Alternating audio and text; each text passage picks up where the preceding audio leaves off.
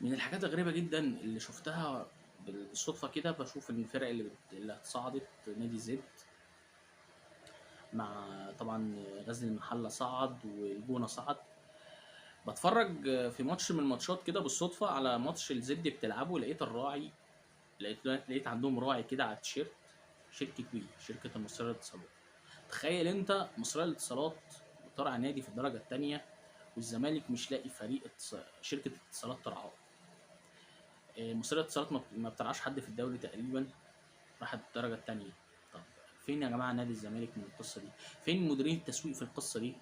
فين يا جماعة؟ قلنا الكلام ده من بدري، لازم يبقى في مدير تسويق، ناس تعرف تسوق نادي الزمالك صح، ناس تعرف تقنع الشركات تعمل ديل معاهم كويس، لان الشركات متخوفه من مرتضى منصور ان هو في لحظه كده تعالوا يا عم شيل فطوطك شيل حاجتك، انا مش هوقع معاك، انا مش هنسحب معاك من القصه دي.